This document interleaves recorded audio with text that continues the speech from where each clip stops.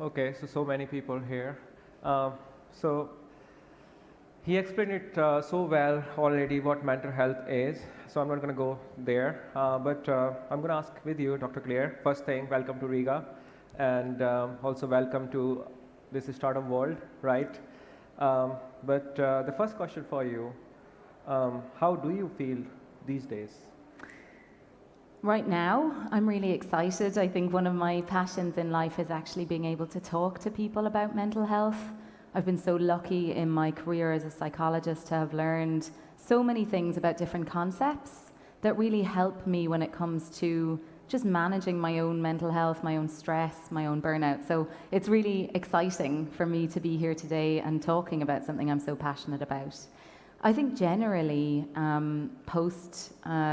there's a comedian in Ireland who calls the pandemic the Panny D, and I'm going to call it that for today just to lighten it a little bit. But, you know, we've all been through a really difficult time in the last couple of years, and I think while things are getting easier at the moment, there's still an awful lot of stress and burnout and difficulty that's left over as a kind of hangover from that.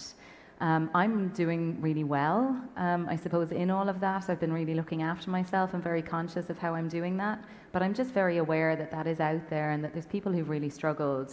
So yeah, I just wanted to say that. Glad to hear that, and that's why we have you here, so you can answer some of our queries and like how do we take care of us, you know. And it's such a big question. I mean, I started my own practice a few years ago, and so I can really relate to the idea, you know, when as a founder, this is your baby. The idea that you're growing, the team that you might be growing, the business that you're growing is something that's so important to you that it can be really hard to prioritize actually looking after yourself while all of that is going on. But I think there's this idea that success only means one thing. It's to take an idea from here to here and to bring a team maybe with you and to make that idea successful. But actually, we can't be successful if we're not looking after both our physical and our mental health. But those things don't get talked about as much. It's about how you get funding or how you kind of win business or how you get your ideas across, as opposed to actually, in order to do that stuff, you need to be looking after yourself. I totally agree with that, and that is so important. But like before we start and jump into like deep into it, what burnout means as per you? Like, what do you think? What burnout really means? That's a really good question. I get so many people who come in and they sit down in my office and they say something like, "I just don't feel like me." And when we unpick that a little bit, what I start to realize is that they're burnt out, or else what they might say is that I'm sick and tired of hearing myself talk about how tired I am. There's a few really big symptoms of burnout. So if you're finding that your sleep pattern has changed, so maybe you're finding it much harder to go to sleep or to stay asleep.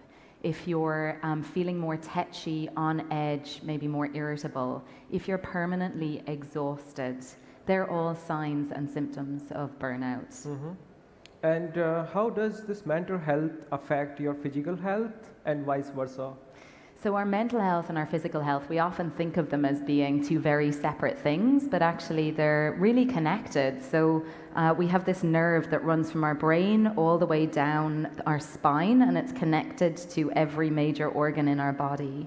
And what they're finding now is that there's information that's being sent not from our brain to the rest of our body, but actually from our gut, from our intestines to our brain. And so how we're eating, how we're exercising, how we're looking after our major organs actually is impacting on our brain's biochemistry, on the production of different neurotransmitters. You might have heard of things like serotonin and oxytocin, which are kind of feel-good neurotransmitters. That's all impacted by our physical health and how we're looking after ourselves. So really the two things go hand in hand, but yet we're much more likely to say, oh, you know, I'm going to go to the doctor because I can't walk, one of my legs hurts, than say, actually, you know, my mind is hurting, I'm struggling at the moment, maybe I need to go and speak to somebody about that. It's very fascinating. And like I have heard about it a lot, ADHD, right?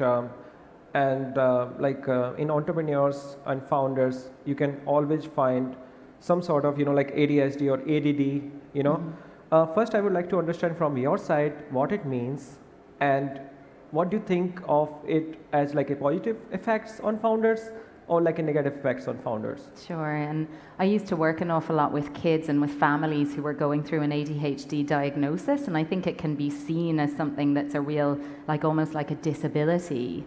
But actually, I do think when it comes to the startup world that it's something that's of huge benefit. Like when I'm thinking about ADD or ADHD, you're thinking about maybe somebody who finds it difficult to focus for a long amount of time on one thing, who might have problems with their memory maybe or their concentration. And so those kind of difficulties can also be great opportunities. People with ADHD, if they're interested in something, are able to get through way more research than somebody who may be more neurotypical, because they're able to scan very quickly, maybe bounce from topic to topic, and then integrate all of this information together. So I think if you're somebody who's a founder, who might have difficulty paying attention to perhaps the smaller details, perhaps that means that you're able to get all of these big details and get a really big picture about something.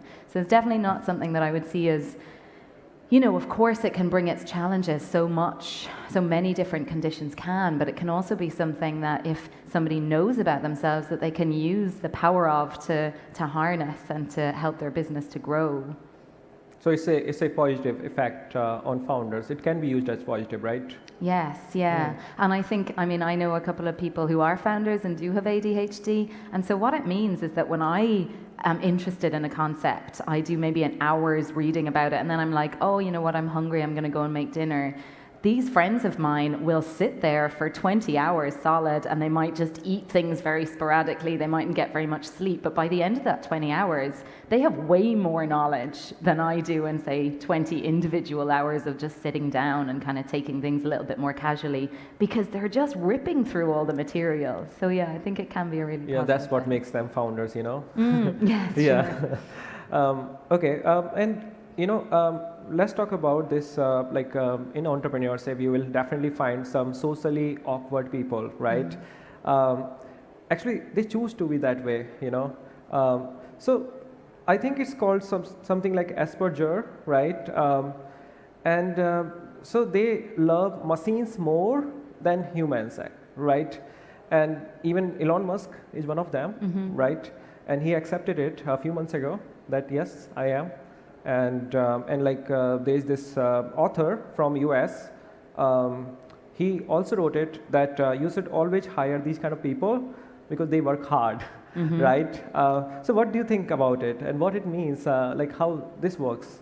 I think autism is something, and Asperger's, as it used to be called, is something we're learning a lot more about. And again, it was traditionally seen as something that was difficult for people to live with, or maybe difficult for people to succeed with.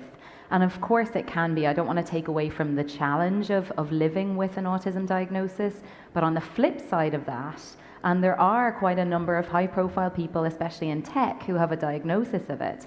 It can be there's traits that people with autism have that can be great to harness the power of. So somebody with autism might find it actually very easy to focus on a thing that they're very interested in. And again, they may be more willing to spend a lot of time researching that idea. And also, I think especially in the world of founders, there's an awful lot to be said for not thinking in the same way that most other people do. Thinking about things, like somebody with autism may think about things in a very, very logical way. They tend to be excellent logical and rational problem solvers because they think in a slightly different way than somebody who may be neurotypical. And there's actually an organization or a startup called Auticon that specifically hires people who have an autism diagnosis, because the founder of that, who's somebody who doesn't have an autism diagnosis, believes that people with autism will actually be more effective in working in his startup than people who are neurotypical. So do you think it can work actually in some cases, and it's okay to have I would say Asperger as a symptom? Yeah, absolutely. Somebody, again, with whatever challenge, and as human beings we all have different challenges, whether it's about our personality makeup or something like autism or ADHD. And so I really do think that it's about working with our challenges, like getting to know our strengths and then also the things that we aren't so good at. And that's the same for somebody with autism or somebody with ADHD. Play to your strengths. I was reading this article recently, I think it was in The Economist, about doing this, and the example they gave, which I thought was great, was that, we'd all agree that a Lamborghini is a really great car, right? Most people would say, yeah, you know what, I wouldn't mind having a Lamborghini. But are you going to drive that Lamborghini to pick up a load of logs or sticks, or to drive through a forest, through really dense bushes or whatever? No, you're not. You're going to get a truck that's able to do that. You're not going to put loads of wood into the back of your Lamborghini. So we can all agree that something is great, but that actually it's not great in every situation. And I think people are like that as well. We all have skills, but we need to put the other people around us that have different skills. So somebody with autism, might be really exceptional at doing all of this research, at staying very focused, at thinking about problems in a different way. But perhaps what they need then is to put in a team around themselves that have the things that they might be missing. And vice versa. Somebody who's really high functioning socially might not be able to do the same things that somebody else would do as well. Yeah, totally agree with you on this. But as a founder, there's so much you have to do, right? Mm-hmm. For example, as a founder, you have to pitch when you're a socially awkward person, right? And in front of, thousands of people. And you have to talk to investors. And when you go to different venture capitals websites, you will always find these kind of one-liners on their websites and web pages. We are looking for extraordinary founders. We are looking for something out of the box thinkers, But it can be so difficult for those socially awkward founders, and they are super talented. I know that. I know few of them. They're super talented, right? They just don't know how to tell their story, but it could be super difficult for them to get into the ecosystem, raise their funds, and which creates this mental health problems. Mm-hmm, mm-hmm. Yes, absolutely. And there's going to be some situations, again, for us all, whatever our kind of challenges are, that we're going to find harder. And so I really do think it is about becoming aware, first of all, of those things within yourself, acknowledging them, and then getting the support that you need in order to help you, because I understand obviously money is an issue and it mightn't be possible to build a whole team around yourself, but getting the support that somebody needs in order to help them to do the things they find harder, or where possible, getting other people who are better at those things and who have a different skill set to help you out with that. And talking about founders, talking about their behaviors, and even tech talent, employees, it's not only limited to founders. At some moment, you start feeling that you are not doing enough, right? And you might be called professional fraud, right? And it happens. It happened with me. It happens with almost everyone, right? What kind of symptom is that, and how can we take care of it if this happens to us? I hear that and I go, imposter syndrome in my head, which I think is just this really human experience. There's days I'm sitting in my office at work, and I'm qualified a long time now, and I go, oh my God, am I really a psychologist? Is somebody actually giving me responsibility for doing this thing? I can't do this. And I think as human beings, we all end up in situations where we feel inadequate. We feel like actually maybe we're not what other people think we are. And I suppose there's something, first of all, that is just a really human experience. And I think especially, the situation you're describing where somebody's a founder and they're going in and they're looking for investment, they really have to believe in the product that they're selling in order to get other people on board. And so that kind of gnawing sense of, I don't know what the hell I'm talking about, can play havoc with somebody's mind in that kind of circumstance. I can hide in my office and go, oh my God, I feel like I don't know what I'm talking about, and then I can have a cup of coffee and I can calm down and I can help myself kind of manage that a little bit more. But it's really hard when you're under pressure in one of those very social situations. So I think with imposter syndrome, there's lots of cognitive behavioral therapy is one of the things that I would recommend people look into. There's loads of free resources online. If you look up, just do a search for CBT and imposter syndrome, and that will just help you to tune into your thought process a little bit more. Notice what the thoughts you're having about yourself and your own capabilities are, and then help you to try and change those thoughts. so that you can kind of relieve a little bit of the stress or the anxiety of that. And yeah, I do agree with you actually. This uncertainty is like huge when it comes to startups, 5% team, 5% capital, 5% you, right? And 85% uncertainty, you don't know. You have to figure it out, Yes. right? For example, you maybe you're like in Latvia right now you want to get into US as a new market, right? You don't know people there, you don't know anyone in there, you have to figure it out all, right? And if it's not working as per what you thought, the thought is going to come to your brain, you know? Sure. Yeah. This is how it's like it happens, and it happens so rapidly actually. So sometimes It's a very anxious world. Like our brains as humans, they're designed to look for certainty. If you think about what certainty offers us or offered us a few thousand years ago when we were living on the savannas and plains, certainty meant I know where my next meal is coming from, or certainty meant I know what is hiding behind that rock that's going to try and eat me. So if we have certainty, our brain tends to feel calmer. When we don't have certainty, that's when we can end up feeling more anxious. And again, where mental health problems can start to creep in. So anxious thoughts are predicting the worst thing to happen. And so if you're in that situation as a founder where 80% of stuff is uncertain, then just noting whether or not how you're thinking is making you feel more anxious than you need to is a really helpful place to start. Because your brain is naturally going to be drawn to those things. Yeah, and this can be subjective, but I'm going to ask you anyway. Like this narcissism in entrepreneurship, you will definitely meet few entrepreneurs, and like a bit of that in like you can discover in like almost every founder, right? What do you think about it? I think narcissism is something, in particular, we've been hearing an awful lot more over the last few years in the media because of various presidents of different countries that will not be named. And I think narcissism is something that we all have a little bit of. So narcissism is really somebody's ideas about themselves maybe being superior, better than other people. Somebody who's a kind of pure narcissist, who's high on that spectrum, will tend to prioritize themselves over all other people. They find it very difficult to tune into how other people might be thinking or feeling, and are fairly kind of just obsessed with what's going on for them. And so, there was research done to show that there's a higher percentage of people as CEOs or on high positions on boards of management in industry who are narcissistic than in the general population. And the reason being is that in order often to get to those positions of power, you kind of have to be willing to crawl over other people to do that a lot of the time. And that involves having to put other people's feelings aside. So I suppose, I know there was a study done, I think it was in Tilburg University in the Netherlands.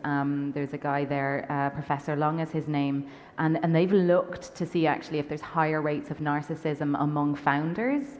And what they found is there's higher levels of narcissism maybe among what they call wantrepreneurs, so people who have an idea, who think and imagine the idea of becoming an entrepreneur is really glamorous and will bring them loads of success and make them look really good. But actually, people who are successful entrepreneurs, there doesn't seem to be that higher level of narcissism for them. But it's definitely something like, we're talking about imposter syndrome and kind of feeling that self-doubt. Somebody who's like quite high on that narcissistic scale isn't going to have that problem for the most part, because they already think they're great. It happens to them, they just don't accept.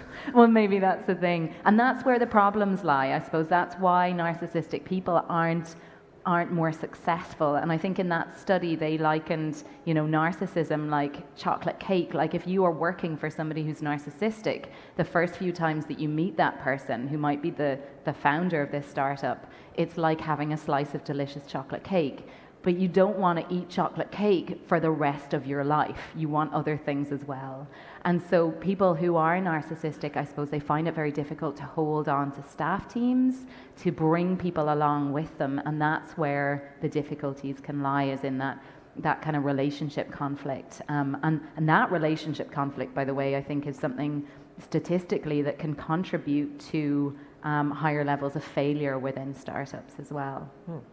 And let's also talk about a bit hormonal health effects, like mostly for women entrepreneurs. they struggle with it a lot. Even like I will also say employees, right? What do you think about it, or have you come across any kind of these cases, and what do you say about it? I think about this all the time as somebody who is a woman and somebody who works with female clients who come in and talk to me about the impact of their hormones at different stages of life on their mental health. And I mean, personally, as a woman, this is something that I feel a little bit robbed by. I think that this is education we need to be giving young men and women in school, because it has, well, we need to be talking more about mental health in general, but also about the differences, some of the biological differences between women and men. And I know that there's obviously stages of life where there's significant hormonal disruption for women, such as the onset of puberty when they have a baby, and then menopause as well. And there's higher rates of mental health after all of those junctures. So higher rates of depression and anxiety in young adolescent women. There's higher rates of depression and anxiety for women postpartum, and also related to the menopause. And this is something that, especially in bigger companies, we need to acknowledge and be aware of, and offer some support around. I know as well, I suppose even on a monthly basis, men's hormone levels, they change throughout the day, but it does the same thing every day. So you wake up in the morning and your testosterone is at a certain level, and then over the course of the day that drops. You wake up the next morning, it's at a certain level, and over the course of the day that drops.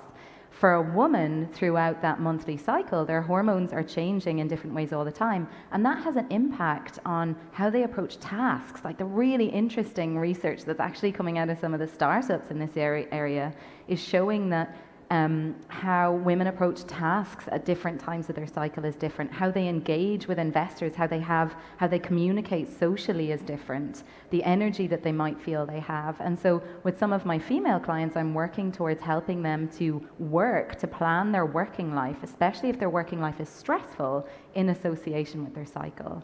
And so yeah, it's something I'm extremely passionate about. I'm definitely not an expert in it.